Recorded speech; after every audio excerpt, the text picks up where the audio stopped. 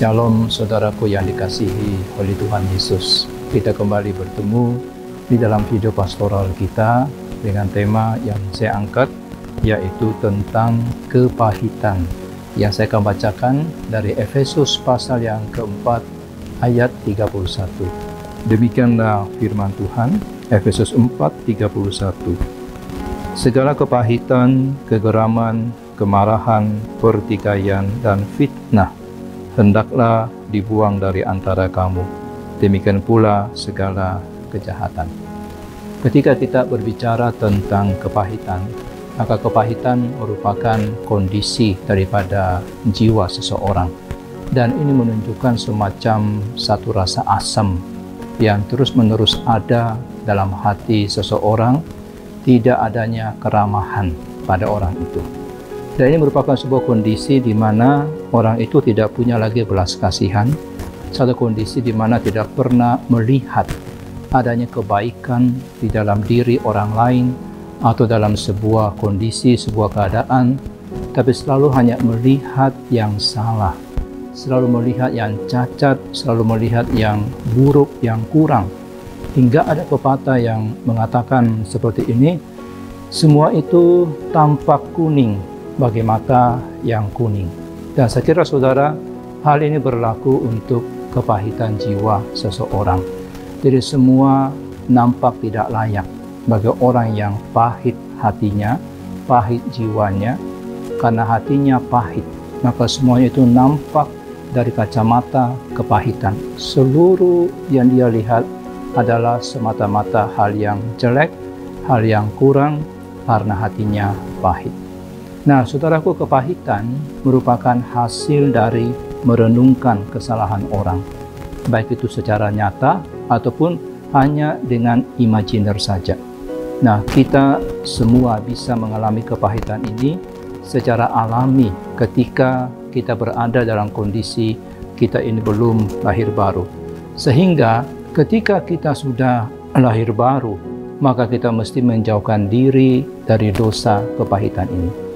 Saudara, ini bukan berarti bahwa orang Kristen tidak boleh mengeluh. Kita memang terkadang bisa mengeluh dengan kondisi yang buruk yang sedang terjadi pada saat ini, mengeluh dengan kondisi keluarga kita yang buruk. Ada keluhan-keluhan yang mungkin tulus, di mana kita ingin ada perbaikan, makanya kita mengeluh.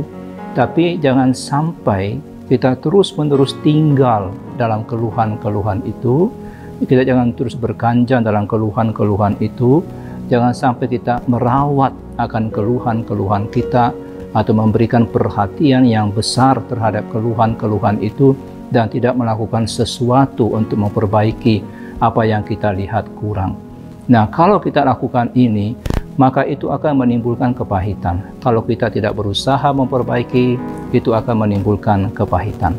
Dan saudara, kita mesti berhati-hati. Karena keluhan kita terkadang hanyalah imajinasi kita. Belum tentu itu merupakan sebuah kondisi atau keadaan yang sebenarnya.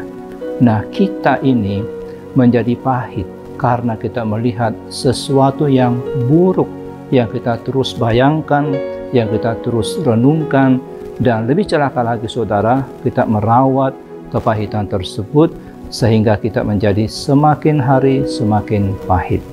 Nah, saudara, kepahitan akan membuat kita menjadi masam.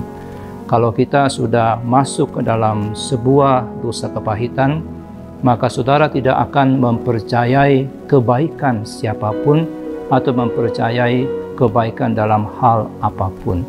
Bahkan kebaikan Tuhan pun kita nggak akan percaya lagi.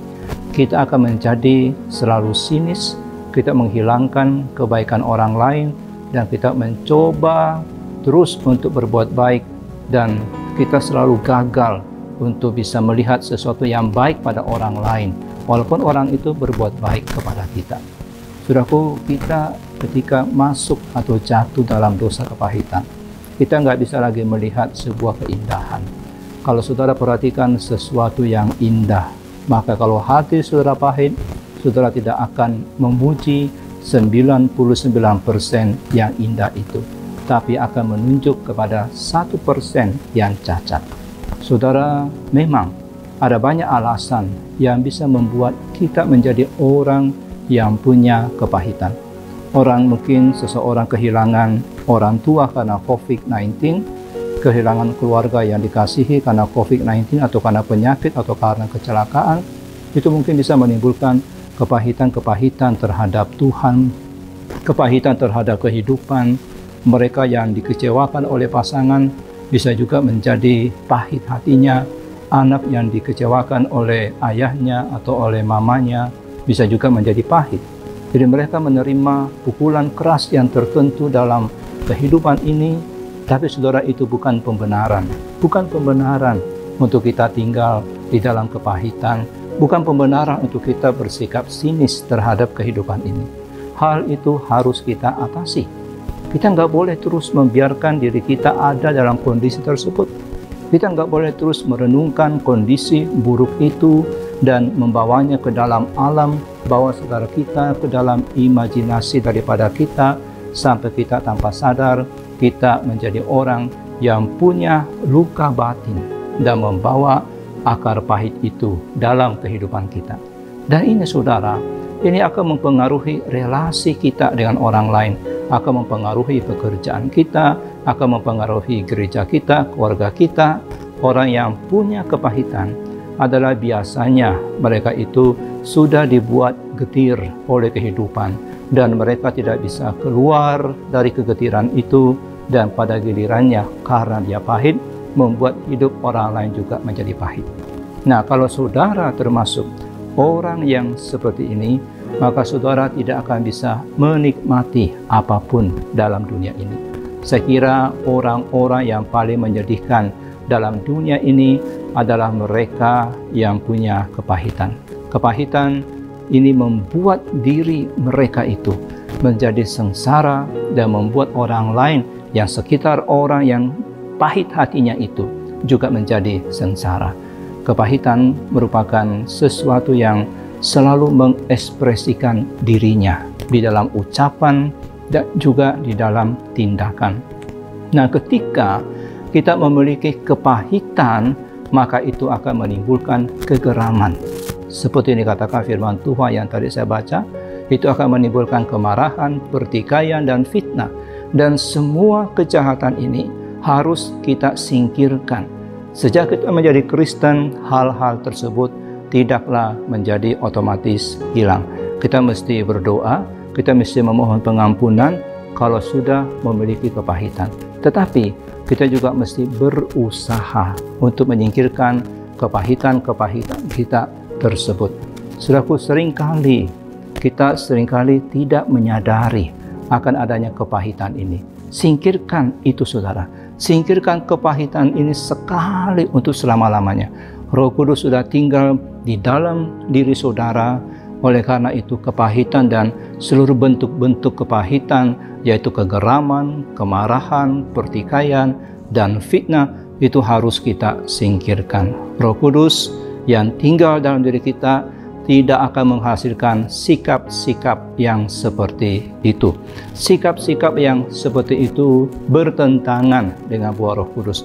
Roh Kudus hanya menghasilkan kasih, sukacita, damai sejahtera, kesabaran, kemurahan, kebaikan, kesetiaan, kelemah lembutan, penguasaan diri.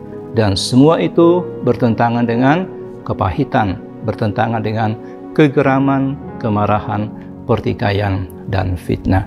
Mari kita memberi diri dipimpin oleh Roh Kudus, supaya kepahitan jangan tinggal lagi di dalam diri saudara.